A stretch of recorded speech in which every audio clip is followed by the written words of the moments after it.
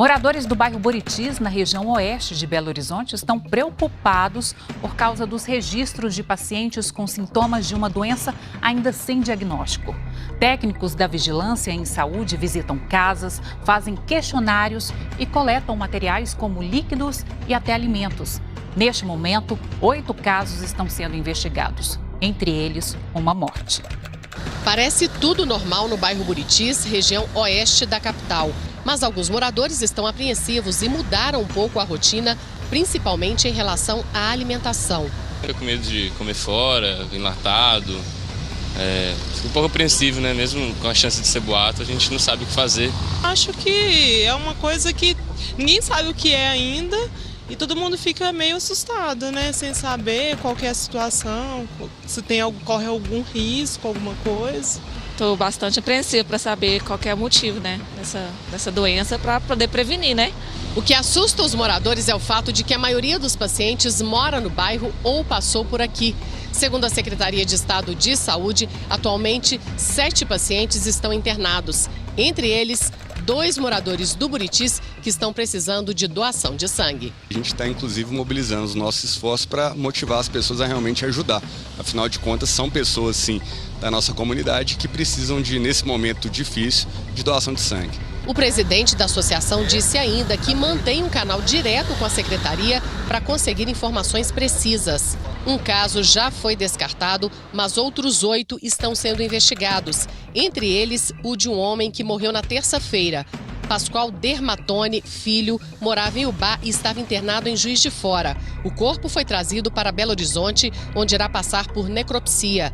Em dezembro, ele esteve na casa da filha, moradora do Buritis. O marido dela está internado com suspeita da doença. De acordo com os médicos, é uma síndrome que começa com dores no abdômen, náuseas e vômitos. Em 72 horas, evolui para insuficiência renal. E, na sequência, aparecem problemas neurológicos que afetam parte do rosto e da visão. Técnicos do Ministério da Saúde estão na capital para prestar apoio às secretarias de Estado e Municipal de Saúde na investigação das causas do aparecimento de sintomas de insuficiência renal aguda com alterações neurológicas. Amostras biológicas, humanas, de alimentos e de bebidas estão sendo analisadas nos 46 laboratórios da FUNED, na capital. A corrida contra o tempo é para descobrir qual vírus ou a bactéria que pode estar provocando essa doença misteriosa. Poderia ser uma intoxicação por um agente combustível, um agente usado para higienização e etc. Ou até mesmo poderia ser causado por uma infecção, que aí poderia ser por vírus, bactérias ou outro tipo de agente infeccioso. Como existem várias toxinas e vários agentes infecciosos que podem causar o mesmo quadro clínico, fica difícil de falar se é A ou B.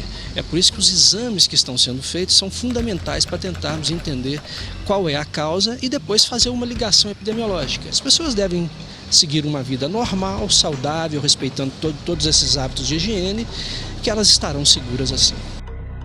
A Secretaria Municipal de Saúde informou que monitora os casos. A investigação inclui a ação dos fiscais sanitários na coleta de alimentos e outros materiais, além de vistorias nos locais de aquisição desses produtos. A equipe do Ministério da Saúde, que também acompanha a investigação, permanece na capital até que ela seja concluída. Técnicos da Vigilância Municipal, Estadual e Federal estão visitando os hospitais onde 7 pacientes estão internados com sintomas de uma doença misteriosa. Locais onde possam surgir novas informações também estão na mira dos agentes. Um deles é o bairro Buritis, região oeste de Belo Horizonte, e a Fabiana Almeida está lá. Boa tarde, Fabiana, porque qualquer informação pode ajudar muito esses agentes que estão investigando essa doença, que não se sabe qual é, né? Exatamente, Aline, boa tarde. A maioria dos pacientes mora ou esteve aqui no bairro Buritis no mês de dezembro, quando começaram as notificações. Segundo a Secretaria de Estado de Saúde, os 2 últimos novos casos são de pacientes homens com idades entre 56 e 64 anos e moradores aqui do Buritis. Até o momento, 9 notificações foram registradas. Uma delas foi descartada por não apresentar os mesmos sintomas e por ter doença renal prévia. Um homem que morava em Ubai estava internado em Juiz de Fora, na Zona da Mata, morreu. O corpo de Pascoal Dermatini Filho foi trazido para Belo Horizonte, onde passa por necropsia. Em dezembro, ele esteve na casa da filha, morador do Buritis. O marido dela está internado com suspeita da doença. De acordo com os médicos, é uma síndrome que começa com dores no abdômen, náuseas e vômitos. Em 72 horas, evolui para insuficiência renal.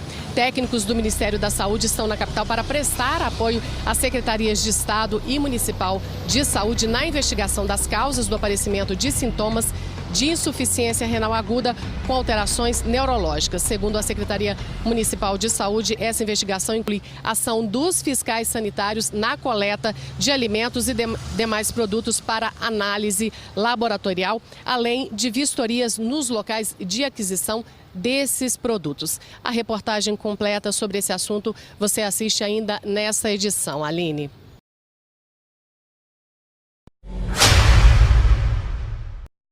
Como está? Eu sou o Dr. Fernando Lemos, coloproctologista do Rio Grande do Sul, Brasil, especialista das doenças do intestino, do reto e do ânus. E neste vídeo eu quero falar sobre um sintoma que eu pessoalmente acho um dos mais desconfortáveis, tão desconfortáveis quanto a dor, que é a náusea, ou popularmente chamado de ânsia de vômito. O que pode ser?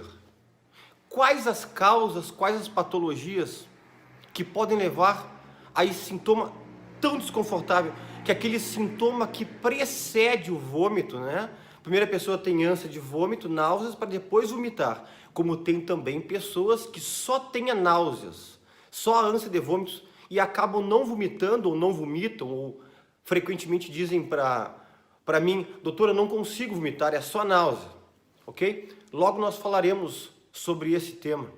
Mas inicialmente eu gostaria de convidar você, que não é ainda inscrito no nosso canal. Nosso canal é totalmente gratuito, nosso canal chama-se Planeta Intestino. Aqui na parte de baixo está escrito inscrever-se. Se você clicar ali, você vai...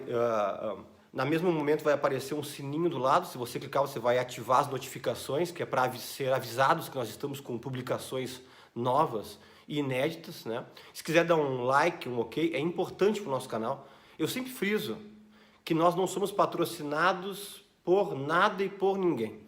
Não somos patrocinados por indústria farmacêutica, não somos patrocinados por medicamentos, não somos patrocinados por nenhum tipo de marca. Já fomos procurados incontáveis vezes nesses últimos 12 meses, mas nós não queremos pegar vínculo com ninguém. O meu único vínculo é com você que é inscrito no nosso canal, que compartilha nossos vídeos. Tem um local que lá você pode clicar e dizer compartilhar. Compartilha com grupos de Facebook, grupos de WhatsApp, né? Vamos fazer, eu digo, um bem compartilhando vídeo para pessoas que não têm acesso a especialista, não têm condições financeiras de consultar com um coloproctologista, ou não tem na sua cidade um especialista.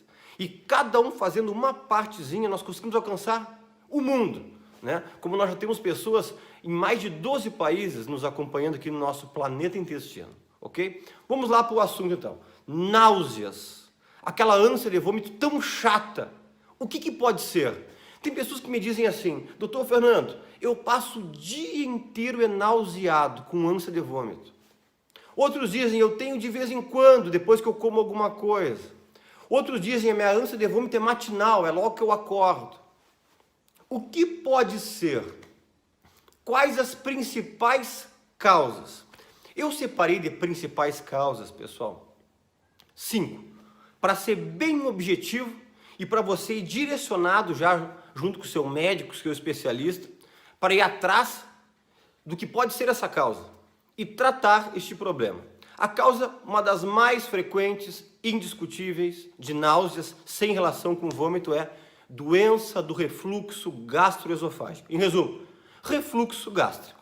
Aquela pessoa que tem uma hiperprodução de ácido no estômago e como tem em grande quantidade, esse ácido acaba retornando em direção ao esôfago, às vezes chega até a parte superior do esôfago, parte superior ou até na orofaringe, e isso aí acaba gerando náuseas. São pessoas que muitas vezes têm associado azia, queimação, dor no estômago, porém tem outras que só tem as náuseas e vai atrás investigar o problema, é doença do refluxo gastroesofágico. Segunda causa, bem frequente, colelitíase, ou seja, pedra na vesícula. Inclusive nós temos vídeos aqui dizendo o que pode fazer com que você previna ter uma pedra na vesícula e qual o melhor tratamento para tratar essa pedra na vesícula, né? Mas colelitíase, problema de vesícula, é muito comum pessoas terem náuseas, principalmente depois de se alimentar com algum tipo de comida mais gordurosa, frituras, uma alimentação um pouco mais temperada, mais pesada, a pessoa acaba tendo náuseas. E muitas vezes é descoberto que tem pedra na vesícula apenas pelo sintoma de náusea. Mas, doutor Fernando, não é muito comum ter dor no lado direito, embaixo da costela, no local chamado hipocôndrio direito? Sim, mas eu estou lhe dizendo que também muitas vezes eu já diagnostiquei pacientes com pedra na vesícula só por causa da queixa de náusea. Então, ó, primeira causa mais frequente, não vou dizer mais frequente, as 5 mais comuns: doença do refluxo gastroesofágico. Segundo, colelitíase, que é pedra na vesícula. Terceira, que é a intoxicação alimentar, né?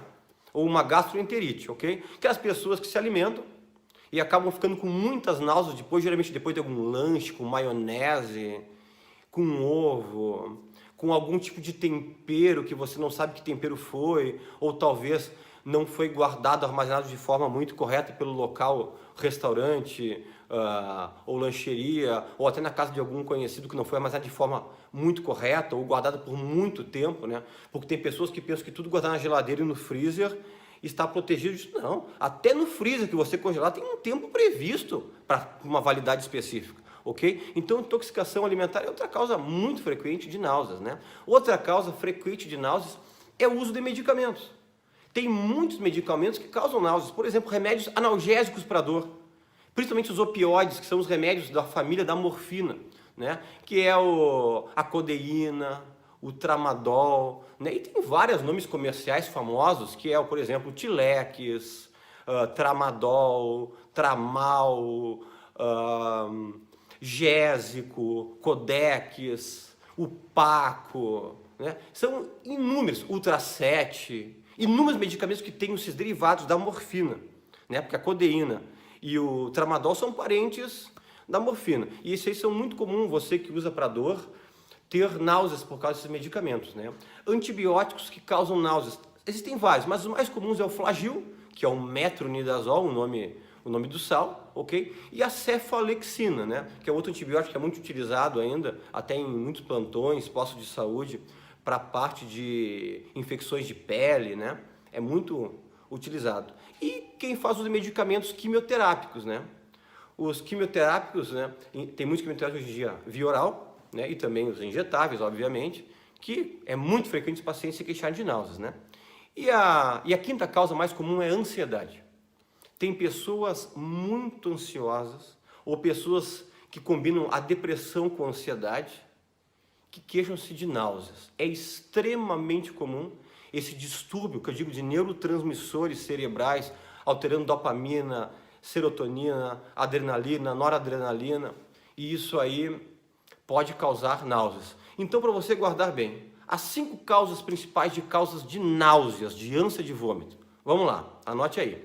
Refluxo, doença do refluxo gastroesofágico. 2, colelitíase, que é a pedra na vesícula, ok? 3, medicamentos, intoxicação alimentar, gastroenterites. E 5, ansiedade. Mas, doutor Fernando, eu tenho náuseas, ânsia de vômito, e o senhor não citou as causas. Eu falei que essas são as 5 mais frequentes. Existem inúmeras patologias que causam náuseas. Quer ouvir algumas mais que eu não citei dentro das 5? Bulimia. Aquelas pessoas com aquele distúrbio alimentar, de personalidade, acabam comendo e por aquela compulsão de perder peso acabam estimulando o vômito e acabam tendo náuseas comum durante o dia. Enxaquecas. Existem muitas pessoas que têm dor de cabeça, enxaquecas, associadas com náuseas, né? Labirintite, que as pessoas com tonturas, muitas vezes têm náusea associada. Problema de pâncreas, pancreatites, insuficiência hepática, pessoas que estão com problema de funcionamento no seu fígado.